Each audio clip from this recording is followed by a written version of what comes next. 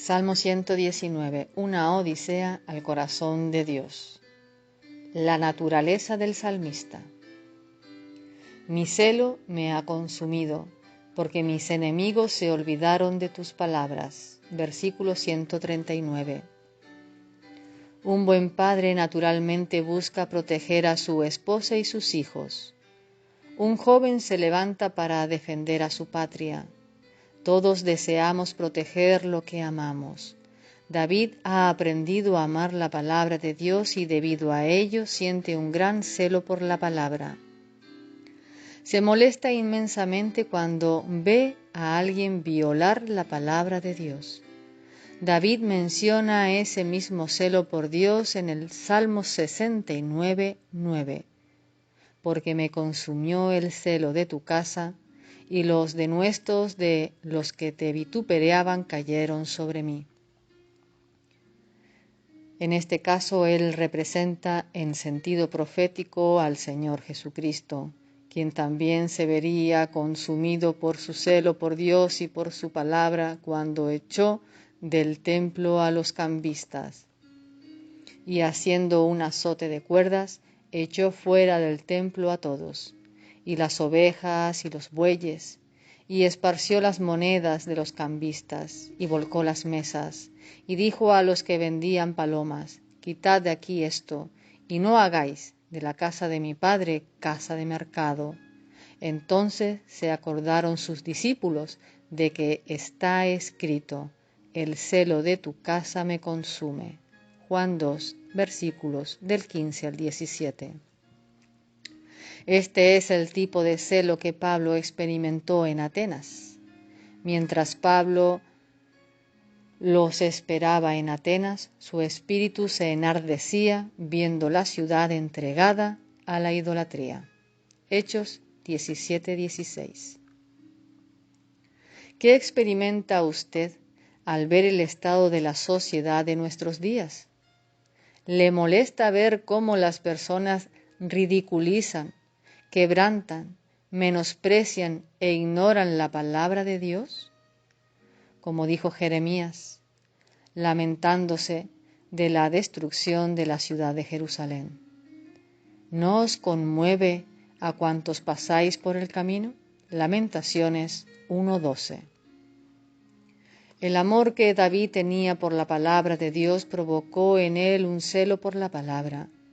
Él no podía permanecer inmóvil mientras que el mundo se lanzaba en contra de la verdad divina. En este pasaje también podemos apreciar el gran amor que David tiene por la palabra de Dios.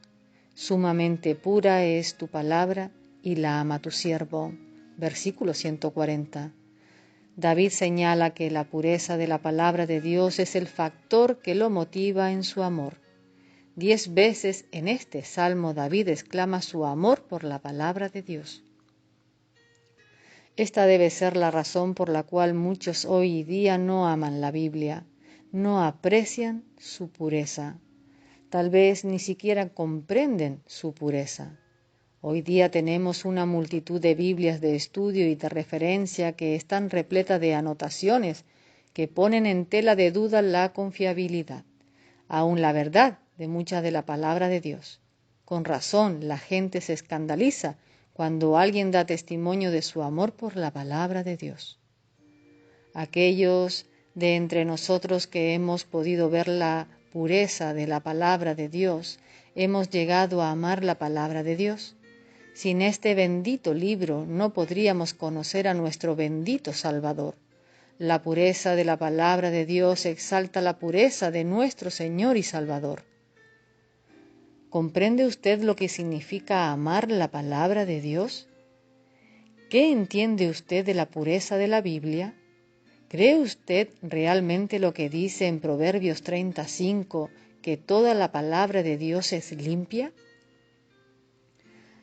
El amor genuino por la Biblia no produce la arrogancia que frecuentemente vemos en algunas personas. Con gran gusto dan una palmada en la tapa de cuero de su Biblia y a voz en cuello proclaman su compromiso de creer la Biblia. Desafortunadamente, su hablar muy frecuentemente se ve apagado por lo que las demás personas ven en su andar. La piedad no es lo mismo que la pureza. La persona que realmente cree la Biblia es aquella que no solo se ha enamorado de la pureza del libro, sino que también se ha enamorado del Dios puro de quien habla el libro y quien dijo las palabras del libro. Esta es la relación con la Biblia que produce una humildad dada por Dios.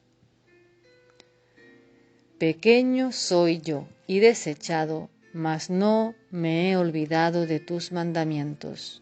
Salmo 119, versículo 141. En el capítulo anterior vimos cómo el hombre común puede tornarse en fuera de lo común por medio de la palabra de Dios.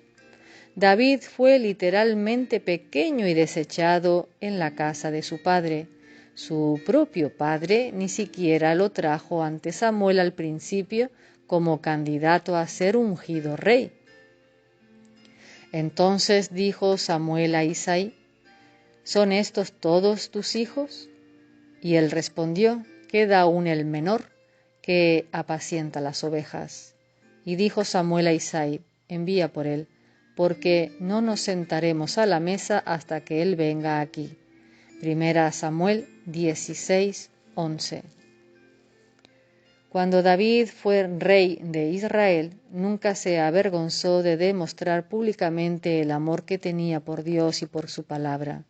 Esto lo hizo parecer pequeño y desechado ante los ojos de su esposa Mical, cuando regresó a Jerusalén con el arca del pacto.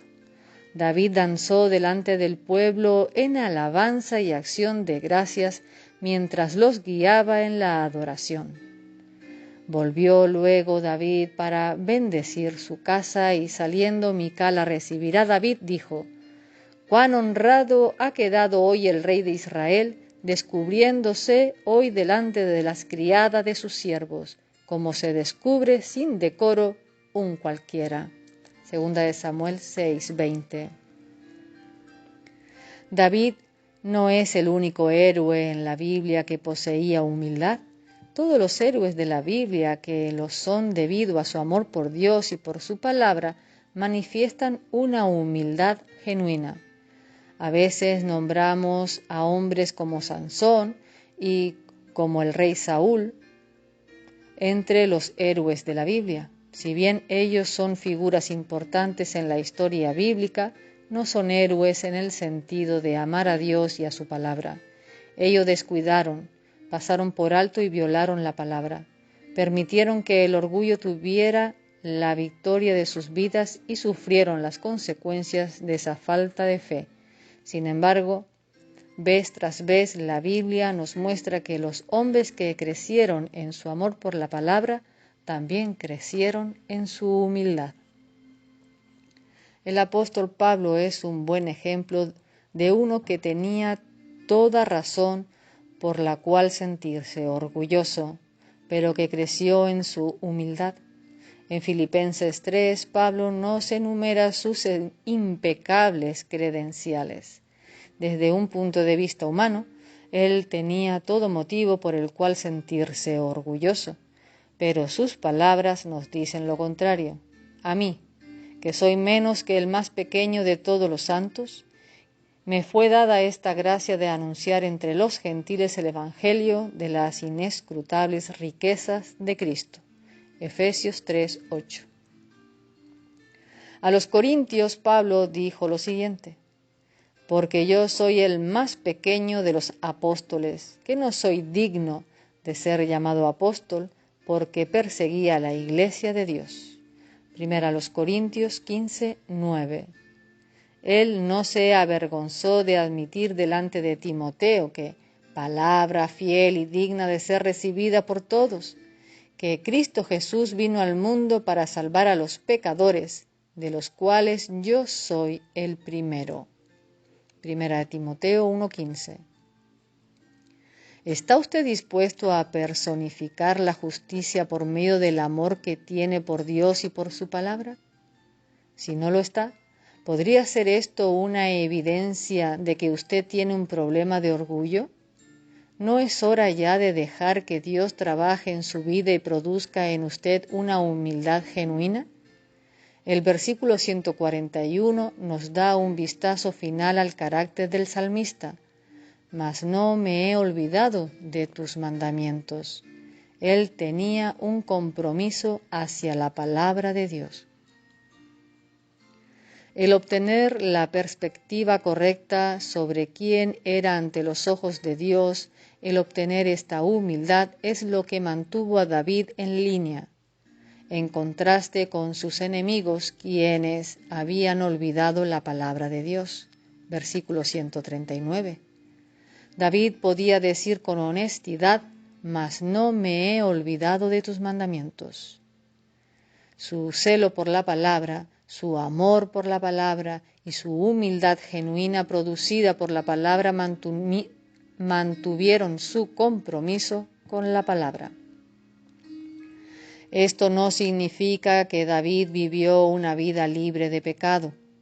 Él es el mismo hombre que cometió adulterio, mintió y aún mandó a asesinar a uno de sus mejores súbditos. El concepto romántico y muy poco bíblico que tenemos de la justicia es que ésta consiste en llegar a un punto en nuestras vidas en el cual ya no tenemos problemas con la atracción del mundo y de la carne. David nunca perdió su naturaleza carnal, pero David tenía algo que pocos hombres tienen. Él nunca se olvidó de los mandamientos de Dios, aun cuando sucumbió temporalmente al pecado. Algunos pueden entusiasmarse con la Biblia por un tiempo breve, caer nuevamente en pecado y nunca volver a echar una mirada hacia la palabra de Dios. David podía pecar igual que cualquiera, pero nunca escapó de la atracción que la palabra de Dios ejercía sobre su corazón. Nunca se involucró tanto en el pecado que llegara a olvidarse de la palabra. Él pecó y se sintió miserable por ello, pero nunca olvidó el lugar de la palabra en su corazón. Permaneció comprometido con la palabra de Dios. ¿Cómo es que un pecador como David podía llegar a ser tan sensible a la Biblia? ¿Cómo podría haber llegado a entender la justicia de Dios? Hasta ahora hemos discutido la naturaleza de Dios, la naturaleza de su palabra y la naturaleza del salmista. Si bien este pasaje no trata este tema de modo directo, nos sería útil dedicar un tiempo a describir la verdadera naturaleza bíblica de la justicia, un concepto tan frecuentemente malentendido.